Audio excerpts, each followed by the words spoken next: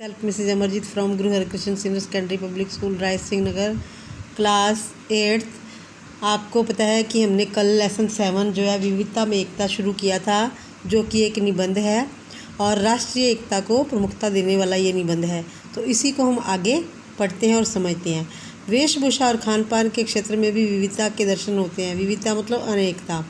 ये आपको पता ही है कि हमारे देश में अलग अलग धर्मों के लोग रहते हैं और उनके अलग अलग रीति रिवाज हैं, खाने पीने के तरीके अलग हैं और उनका रहने का ढंग भी अलग अलग है। ये भेद प्रत्यक्ष है, तो स्पष्ट है ये भेद। ठंडे पहाड़ी क्षेत्रों में पूरे वर्ष गर्म कपड़े पहनने पड़ते हैं, जबकि समुद्र तटीय क्षेत्रों में एक ही प्रकार के कपड़ों से काम चल जाता है।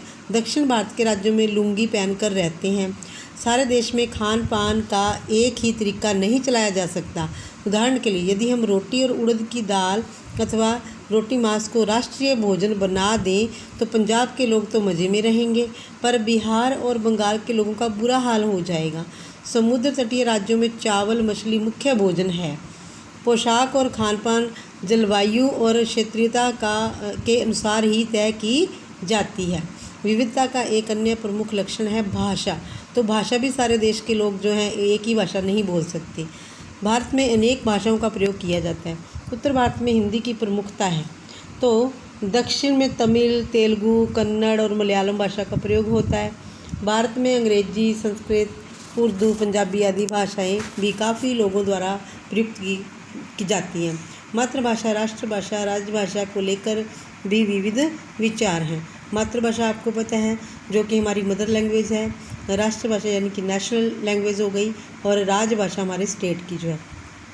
भारत की राष्ट्रभाषा हिंदी है। दक्षिण भारत में कभी कभी हिंदी के विरोध के स्वर उठते रहते हैं। भाषा भेद की समस्या हमारी राष्ट्रीय एकता में बहुत बड़ी बाधा है, इनकी बड़ी मुसीबत है। विज्ञान के विविध आविष्कारों, विविध मतलब अलग अलग आविष्कारों के परिणाम स्वरूप प्राकृतिक बाधाओं पर किसी हद तक विजय प्राप्त की जा चुकी है। आज देश के किसी भी कोने में पनपे विद्रोहों को सेना भेजकर दबा दिया जाता है। इनकी लोग जब अपनी आवाज़ उठाते हैं तो उसको दबा दिया जाता है। हाँ, भाषा भेद की समस्या ज़रा कठिन है। इसे प्रत्येक बालक को 3 भाषाओं का ज्ञान कराकर सुलझाया जा सकता है। इन 3 भाषाओं में एक भाषा दूसरे क्षेत्र की होनी चाहिए। सौभाग्य की बात है कि सरकार इस दिशा में कोशिश कर रही है। इसके सुखद परिणाम सामने आएंगे। यह तो हुई विविधता की कहानी। अब हम देखेंगे कि इस विविधता के भीतर एकता कहाँ छिपी हुई है। यह ठीक है कि हम अनेक भाषाएं बोलते हैं, किंतु भिन्न भिन्न भाषाओं के भीतर बहने वाली भावधारा एक ही है, यानी कि सबका मीनिंग एक ही है, मतलब सबका एक ही है। संस्कृत सब भाषाओं को आपस में जोड़ती है। सभी भाषाओं की रचनाओं में एक ही प्रकार के विचार और कथाएं हैं। रामायण और महाभारत को लेकर भारत की प्राय सभी भाषाओं के बीच अद्भुत एकता मिलती है। विचारों की एकता देश की सबसे बड़ी एकता है। भारतीय दर्शन और साहित्य अनेक भाषाओं में लिखे जाने पर भी अंत में जाकर एक ही साबित होते हैं। भारत की अधिकांश भाषाओं की लिपियों में भी काफ़ी समानता है। तो लिपियां भी आपने पढ़ी हैं और अलग अलग भाषाओं की लिपियों का ज्ञान जो है आपको वो कराया गया है। हमारी एकता का दूसरा प्रमाण है, यानी कि दूसरा सबूत क्या है? उत्तर या दक्षिण कहीं भी चले जाएं, आपको सभी जगह एक ही संस्कृति के मंदिर दिखाई देंगे।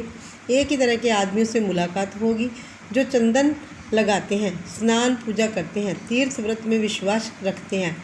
भाषा की दीवार टूटते ही उत्तर भारतीय और दक्षिण भारतीयों के बीच कोई विशेष अंतर नहीं रह जाता।